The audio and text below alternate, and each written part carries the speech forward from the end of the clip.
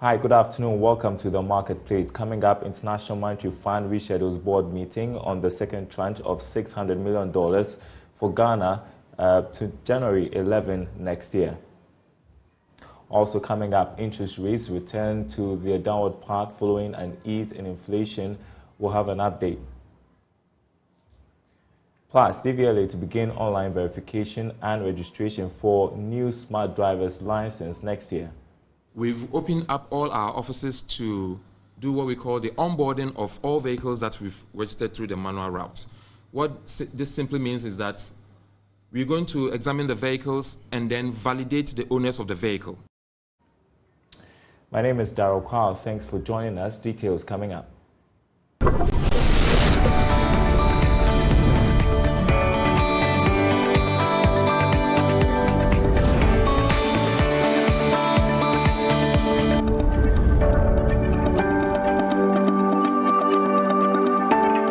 Staying with us, everyone. First up, the International Monetary Fund has rescheduled the board meeting for the approval and disbursement of $600 million for Ghana to January 11 next year. This is what Joy Business has picked up from some members of the creditor committee working on the country's external debt negotiations. Georgia Faye has the details. This is the new date that the IMF has agreed to have a board meeting on Ghana. It is expected to consider the IMF report on the country's second program review and possible disbursement of some $600 million to the country. It is coming after the IMF was forced to reschedule this meeting on 3 occasions, that is from the middle of November this year to December 2023.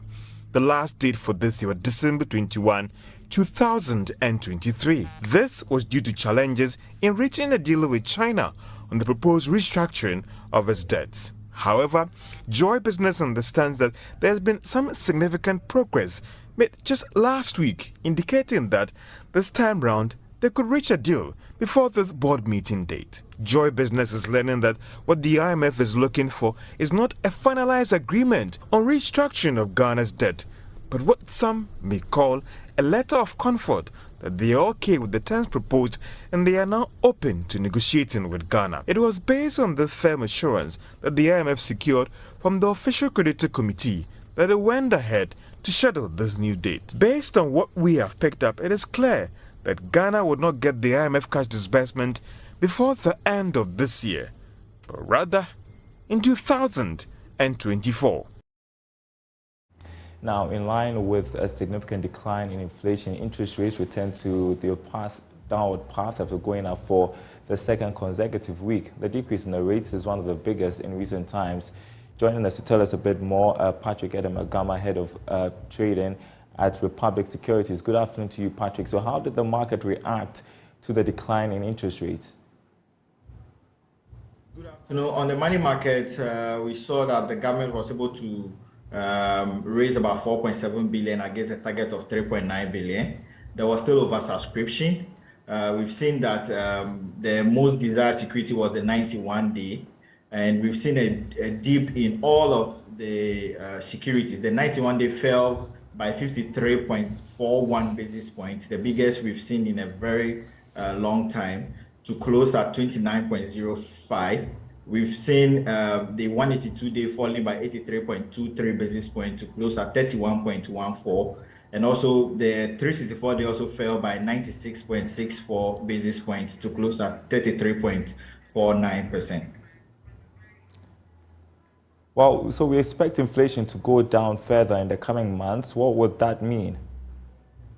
Well, looking at what is expected in the coming months, or even in the coming days to close the year, we expect the government to use this window to drive the interest rate down. For a very long time, we've seen inflation below interest rates in the market. So that is an indication that interest rate must fall. And if we look at the expected maturities for this particular weekend, the one on the 25th, you see that it's a window that the government will need to use to drive inflation, actually to drive interest rate down, because they are not actually expecting to raise too much. For this particular week, we are expecting the government to target about 2.5 billion, and then we expect that same amount for the auction after this week's auction.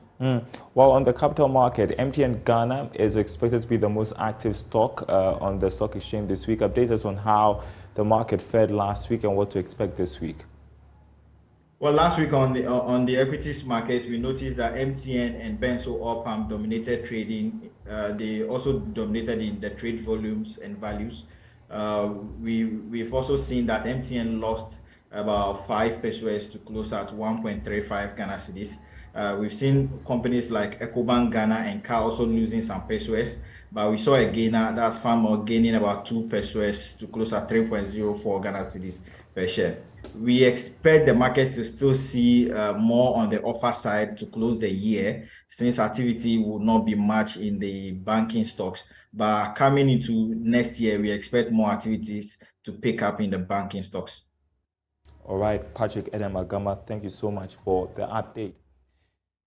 Now, turning to other news, the Driver and Vehicle Licensing Authority, DVLA, is embarking on an online verification and registration exercise for all vehicles to a new smart driving license. The process is part of moves by the authority to migrate from the manual registration process to an online database next year. Addressing journalists, Deputy Director in charge of Vehicle Registration, Eric Addison, said the exercise will support government's e-commerce agenda.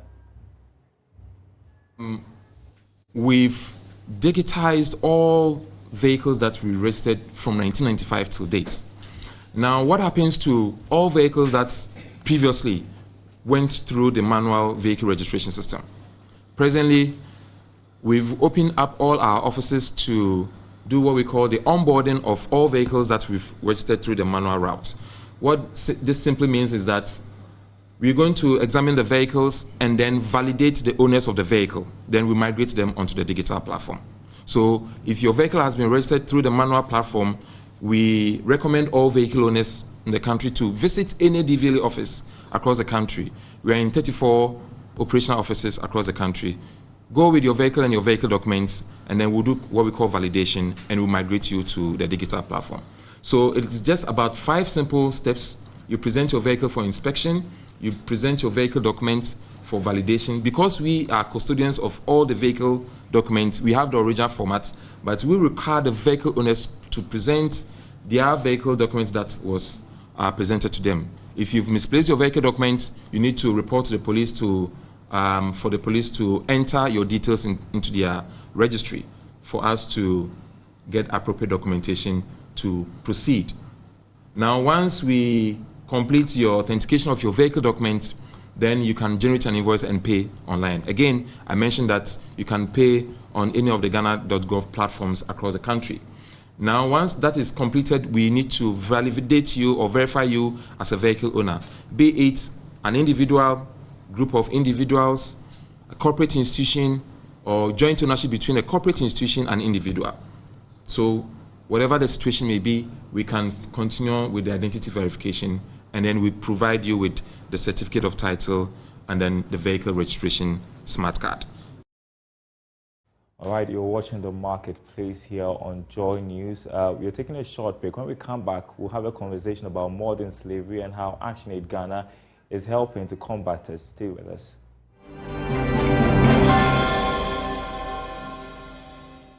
Well, welcome back to The Marketplace. Modern slavery is quite common in Ghana, manifesting itself vividly in the form of exploitation of children and women's labor, especially within the agri sector. The menace has not received the needed attention to address the various forms of modern slavery comprehensively in the country.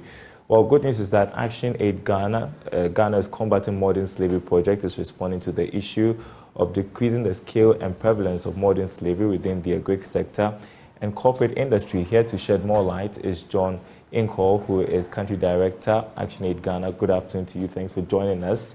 I want us to talk about, first of all, just tell us what modern slavery is, and then we can carry forward.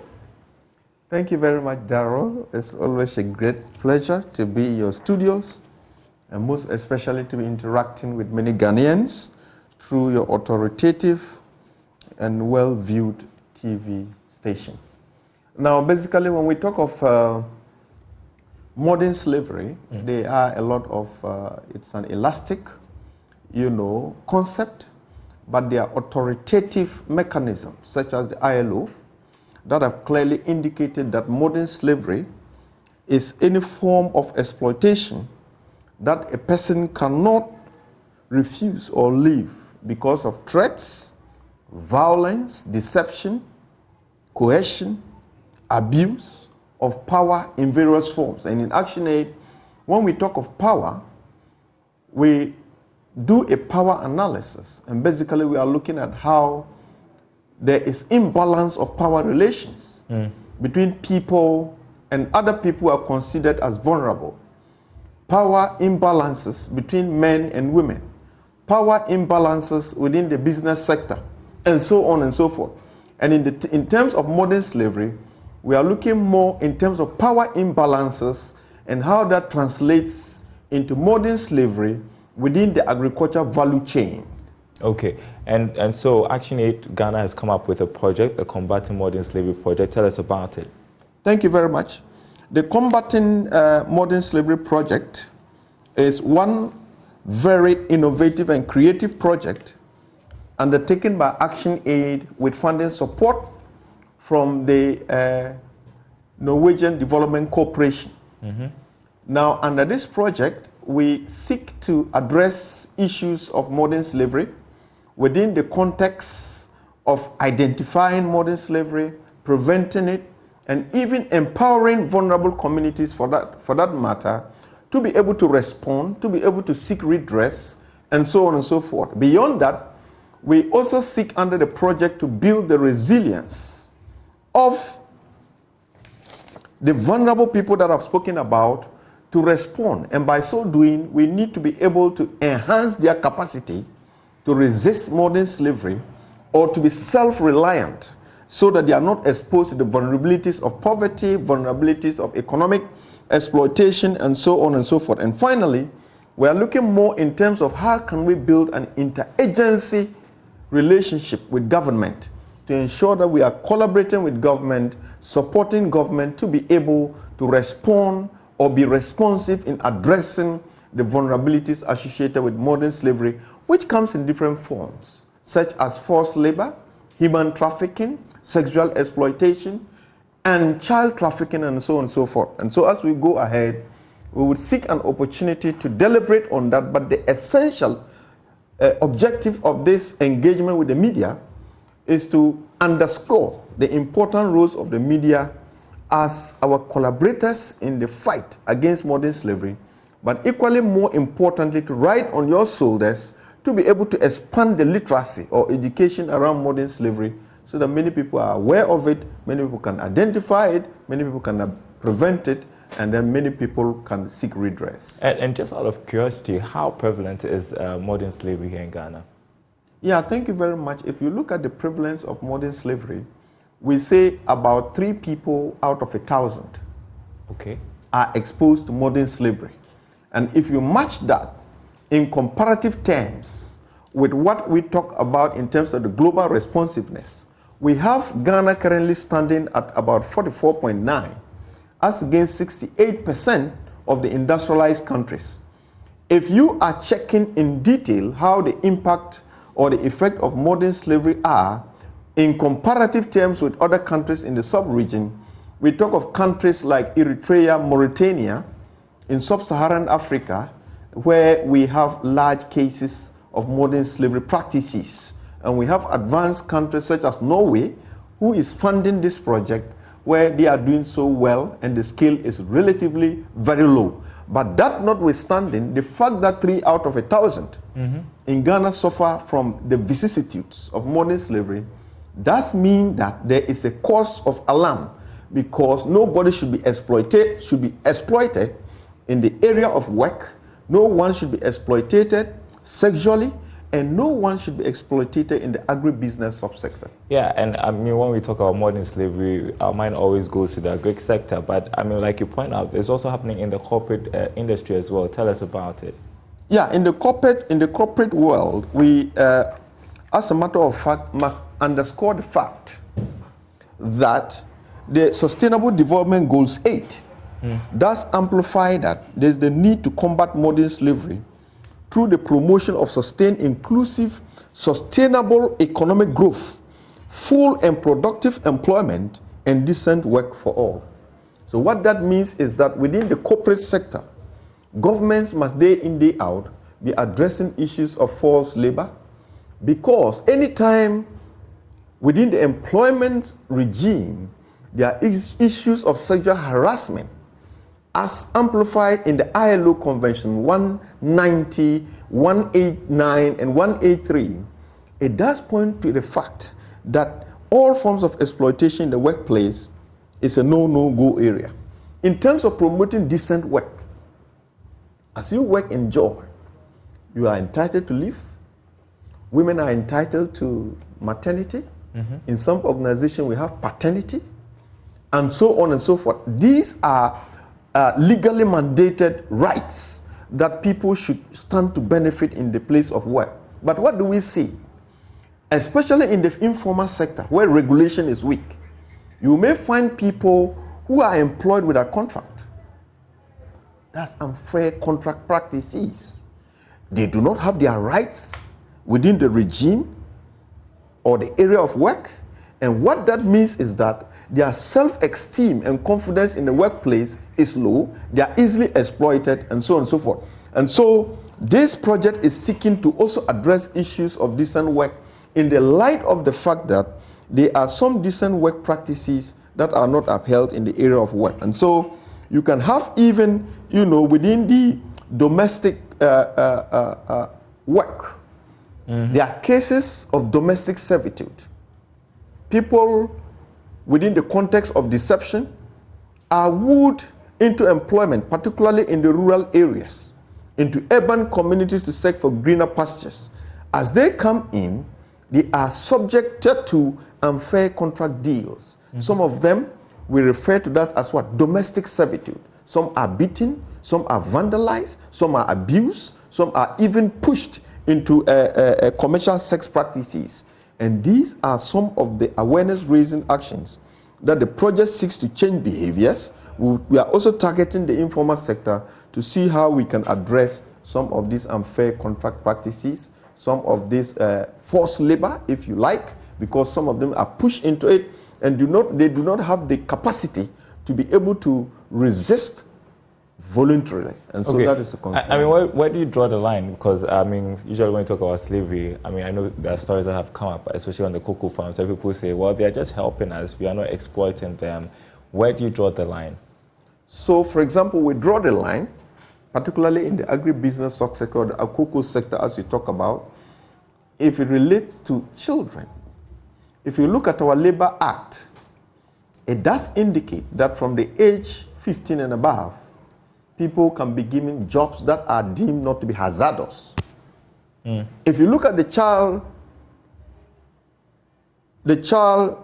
policy of Ghana, the children policy of Ghana, it does emphasize, it has even lowered it from 15 to 13.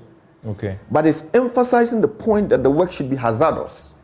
So, for example, if you take a child into the cocoa sector to work from morning to evening, you are abusing the young person mentally, you are abusing their fundamental human rights, you are abusing their rights to go to school, and when you go within that realm, we say it's child labor.